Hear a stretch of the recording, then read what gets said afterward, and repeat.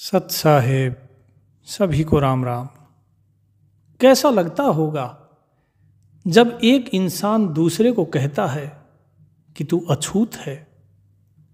कैसा लगता होगा उस व्यक्ति को, सुनने वाले को, जब उसे ये कहा जाता है कि तू नीची जाति का है। क्या ऐसा कहने वाला प्रभु का भक्त हो सकता है? क्या ऐसा कहने वाला अपने आप को ब्राह्मण कह सकता है? जिस व्यक्ति को परमात्मा ने बनाया, जब परमात्मा ने कोई भेद नहीं किया, जब परमात्मा ने सभी को एक जैसी हवा दी, वो हवा तो सांस लेने से पहले नहीं पूछती कि ये ऊंची जाति का है या नीची जाति का।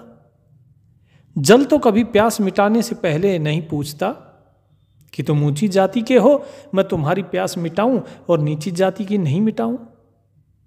क्या धरती तो कभी ये नहीं कहती कि ये ऊंची जाति का है तो केवल यही रहेगा और नीची जाति वाले को मैं अपने इस धरा पे नहीं रहने दूंगी। फिर क्यों केवल इंसान ही इस ऊंच और नीच में बंधा हुआ है? क्यों इस जात पात वर्ण कुल इन सब में हम उलझे हुए हैं? ये जाति पाति यही प्रभु से दूर करती है। और कबीर साहब कहते हैं कि कामी क्रोधी लालची इनसे भक्ति न होए, भक्ति करे कोई सूरमा जाति वर्ण कुल खोए। भक्ति तो वही कर सकता है, प्रभु का प्यारा वही हो सकता है जो इस जात से, वर्ण से, कुल से, इससे अपना संबंध तोड़ दे। जिसके मन में जाति का अभिमान है, कुल का अभिमान है, वर्ण का अभिमान है, वो प्रभु का प्रेमी नहीं हो सकता, वो प्रभु का प्यारा नहीं हो सकता। क्या कहते हैं साहेब? वर्ण कुल ये कहिए कैसे, क्या है जात और पात, क्यों बांटा संसार को न्यारी न्यारी भांति। तो इस वर्ण में, इस कुल में, जात में, पात में क्यों इस संसार को बांटा है और किसने बांटा? ऊंची जाति नीच न छुए, हाथ पिए नहीं पानी, प्यासा मरे जब पंथी कोई, तब क्या जात पिछानी। कि ऊंच नीच ये ऐसा है कि ऊंची जाति वाले नीचे को छूने नहीं देते अपने आप को, कि ये अछूत हैं, ये हमें नहीं छुएंगे, हम इनके हाथ का पानी नहीं पिएंगे। लेकिन वही ऊंची जाति वाला जब प्यास से मर रहा होता है तब वो नहीं पूछता कि तुम्हारी जात क्या है, तब वो पानी मांगता है। और जैसे ही प्यास मिट जाती है फिर उसके अंदर इस जाति का अभिमान फिर जाग जाता है। क्यों? जब मर रहे थे तब कहाँ गई थी तुम्हारी ये जात पात? तब पानी पीने से पहले क्यों नहीं पूछा कि तुम किस जात के हो?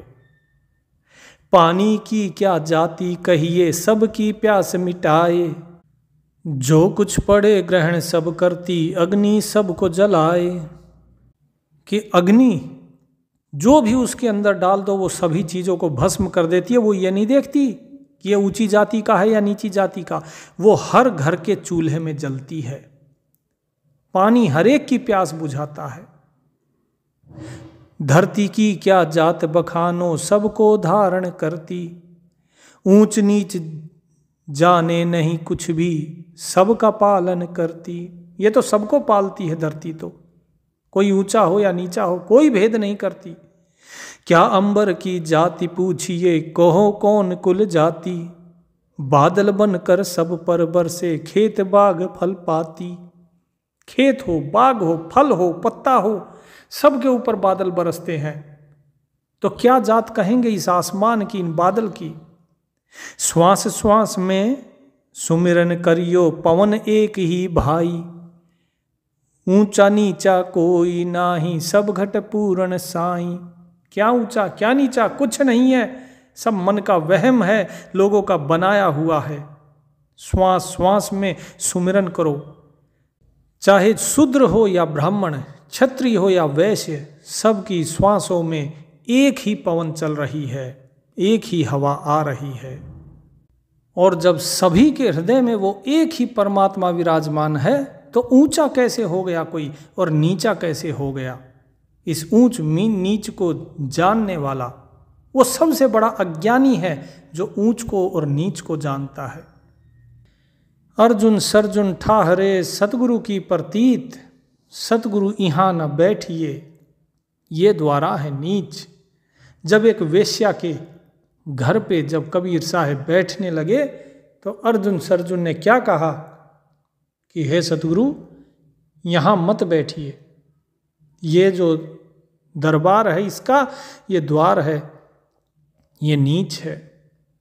तो कबीर साहब क्या बोले, ऊंच नीच में हम बसे हाड चाम की देह, अर्जुन सर्जुन राखियो निश्चय शब्द स्नेह। कि अरे ऊंच नीच में सभी जगह हम ही तो रमे हैं, और ये तुम्हारी त्वचा हो, तुम्हारा शरीर हो या इसका शरीर हो, सभी कुछ हाड़ मांस का ही तो बना हुआ है, इससे अलग कुछ है भी? जरा बताओ इसके खून में और तुम्हारे खून में क्या फर्क है? कुछ भी नहीं। सभी जगह ऊंच हो या नीच, सब जगह हम ही रमे हुए हैं।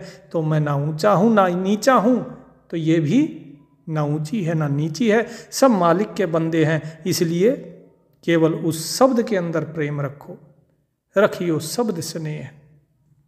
साधो जात न पूछिए पूछ लीजिए ज्ञान, मोल करो तलवार का पड़ी रहन दो म्यान। कि जब कोई साधु मिलता है तो क्या तुम उसकी जाति पूछते हो? नहीं, क्योंकि जब साधु मिलता है तो उसके पास ज्ञान है, जाति नहीं। वो जाति वर्ण कुल इन सब से परे होता है, तलवार का मोल होता है, उसकी म्यान का मोल नहीं होता। इसीलिए जब तलवार मिल जाए तो म्यान को मत देखो, और साधु मिल जाए तो जात छोड़ो, ज्ञान को देखो। क्या कहते हैं साहिब, साधु तो सोई कहो जैसा सूप सुहाए। क्या? जैसा सूप सुहाए। सूप किसको बोलते हैं? सूप होता है छाछ। पहले के जमाने में छाछ होता था, उससे उछाल उछाल के अनाज को, और जो उसके अंदर भूसा होता था गेहूं से, भूसे को अलग कर दिया जाता था उस छाछ से, और उसमें क्या रह जाता? केवल गेहूं गेहूं रह जाता। तो साहिब कहते हैं साधु तो सोई कहो जैसा सूप सुहाय, सार सार को गही रहे थोथा देह उड़ाए। कि सार सार रह जाता है, जो गेहूं को अगर उछाल रहे हो, छान रहे हो, तो गेहूं गेहूं रह जाएगा, बाकी जो थोथा होता है, जो भूसा होता है, वो उड़ जाता है। और यही चीज जब दादू साहिब से भी पूछी जाती है, क्या दादू कौन हरि की जात है, कौन हरि का रंग। भगवान की भी जात पूछते हैं लोग। दादू साहिब से पूछा कि क्या है हरि की जात, मालिक की क्या जात है? कौन हरि की जात है, कौन हरि का रंग, कहाँ हरि मौजूद है, कौन हरि का अंग। तो दादू साहिब क्या जवाब दिया कि प्रेम हरि की जात है, प्रेम हरि का रंग, प्रेम में हरि मौजूद है, प्रेम प्रभु का अंग। कि प्रेम ही है जो उसकी जाति है, और प्रेम के ही रंग में वो रंगा है, और प्रेम में ही प्रभु मौजूद है, और प्रेम ही उसका अंग है। तो सबसे प्रेम करो, ये जात पात नहीं। तो क्या है ये जात? क्या है कुल? क्या है? तो स्वार्थ रूपी कुल जात है। क्या? स्वार्थ रूपी कुल जात है, स्वार्थ रूप अभिमान। परमार्थ की जात धर्म नहीं वह सच्चा इंसान। कि ये सब कुछ स्वार्थ रूपी है। कुल हो, जात हो, अपने रूप का अभिमान हो, तो ये सब कुछ अभिमान, कुल, जात, ये सब कुछ स्वार्थ है और कुछ नहीं। क्योंकि परमार्थ की कोई जाति नहीं, और जो परमार्थी है वही सच्चा इंसान है। जो जाति वर्ण कुल धर्म से परे हो गया वही सच्चा इंसान है। कोई ब्राह्मण, कोई क्षत्रिय कहिए, कोई बनिया, कोई शूद्रम। क्या कहा कि चाहे ब्राह्मण हो, क्षत्रिय हो, बनिया हो, शूद्र हो, कोई भी हो, कोई ब्राह्मण कोई क्षत्रिय कहिए, कोई बनिया कोई शूद्रम, न्यारे न्यारे कैसे कहिए एक लहू एक दुग्धम, कि सभी ने एक ही जैसा दूध पिया है सफेद रंग का, सभी का एक ही जैसा रंग है लहू का लाल, तो कैसे अलग अलग हो गई ये। तो अगर भक्त होना है प्रभु का तो प्रेम में डूबो, इस जात पात कुल इस सब को छोड़ दो, क्योंकि जिसने इसको छोड़ दिया वही प्यारा हुआ प्रभु का, और जो इसको पकड़े रहा वो डूब गया। क्या कहते हैं साहिब, जात पात कुल गुजरी खोई, खोई मीरा बाई, अजामेल गणिका ने खोई, खोई सबरी माई, जाति कुल में रावण डूबा, डूबे दुर्योधन कंसा, सतगुरु शरण गही सदना ने छाड़ दिया कुल बंसा। कि जात पात इस सब से मुक्त होकर गुजरी ने प्रभु का नाम लिया। मीराबाई ने अपनी जो राजपुताना जात थी उसको ठोकर मार दी, बोले सब प्रभु का है तो मैं भी प्रभु की, कौन सी जात। अजामेल की बताइए क्या जात थी, और वेश्या की बताइए क्या जात थी, और क्या माता सबरी की थी। कोई भील नहीं है, कोई राजपूत है, कोई अलग अलग हैं, लेकिन इनको प्रभु की प्राप्ति तभी हुई जब इन्होंने अपनी जात कुल वंश इनको छोड़ दिया। और जबकि रावण अपने कुल के अभिमान में डूबा, दुर्योधन कौरव वंश कुरु वंश के, रावण पुलस्त मुनि का वंशज, लेकिन क्या हुआ, डूब गए इस कुल और जाति में। जबकि सतगुरु शरण गही सदना ने, सदना जो कि कसाई था वो भी पार हो गया, क्योंकि उसने अपना जात कुल अभिमान सब सतगुरु के चरणों में अर्पण कर दिया। जो स्वयं सतगुरु के चरणों में अर्पण हो गया उसका तो फिर वो तो हरि का दास हो गया, वो हरि का जन हो गया, और जो हरि का जन हो गया वही सबसे उत्तम जाति है। क्या कहते हैं साहिब, पीपा धन्ना और बाजीदा, सम्मन से उरे दासा, सोई जीता जो कुल को खोए, भय सतगुरु के दासा। सतगुरु के दास जो हो गए, जिन्होंने कुल खो दिया, वही जीतता है, बाकी सब संसार में हार के ही जाते हैं। पीपा धन्ना बाजीत जी, देखिए राजा हो या रंक हो, जो जात कुल से परे हो गया, जो दास भाव जिसके अंदर आ गया, प्रभु का दास हो गया, वही पार, नहीं तो नहीं। रत्नाकर से वाल्मीकि भय, ब्रह्म ऋषि कहलाए, दास कबीरा भय जुलाहा, जीव उदाहरण आए। बताइए, रत्नाकर जैसा जो डाकू था उसके ऊपर भी प्रभु की ऐसी कृपा कि उसको भी ब्रह्म ऋषि बना दिया, स्वयं वो भगवान वाल्मीकि हो गए। और कबीर साहेब जो जुलाहे का रूप धर कर आए, जीवों का उद्धार करने के लिए स्वयं जुलाहे बने। जरा बताइए कहाँ है जात? प्रभु के दरबार में ये जात पात कुल ये सब नहीं चलता है मेरे भाई, इनसे ऊपर उठिए। नाना रूप धर साहिब आए, जात पात नहीं जाने, सोई पार किए सतगुरु ने, जो कुल और जात न जाने।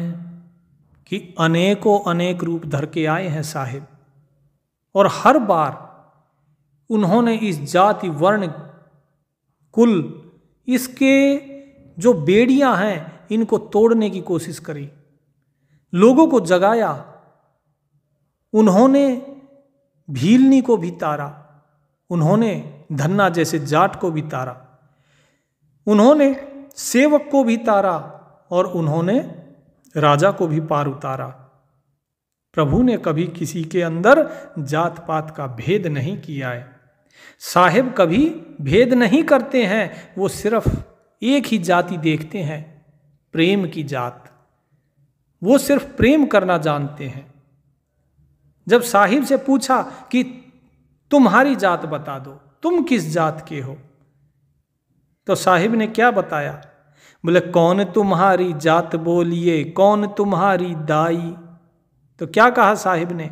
बोले शून्य हमारी जात बोलिए, दीन हमारी दाई। कि हमारी जात तो शून्य है, और कौन है हमारी दाई? दीन भाव। बोले यही हमारी दाई है। बोले मन ही जात पात सब की ये, मन ही कुल और वंशा। जब पूछा कि ये जात पात फिर कैसे हो गए? बोले सब कुछ मन का रचाया हुआ है। अपने आप को दूसरे से उत्तम दिखाने के लिए, अपने आप को दूसरे से श्रेष्ठ दिखाने के लिए ये जात पात इस मन के द्वारा रची गई। तो मन ही जात पात सब की ये, मन ही कुल और वंशा। मन ही बंधन मन ही मुक्ति, मन बस करियो हंसा। कि है भाई, अगर मुक्ति पानी है तो इस मन को वश में करो। अगर तुम मन के वश में हो गए तो बंधन में रह जाओगे।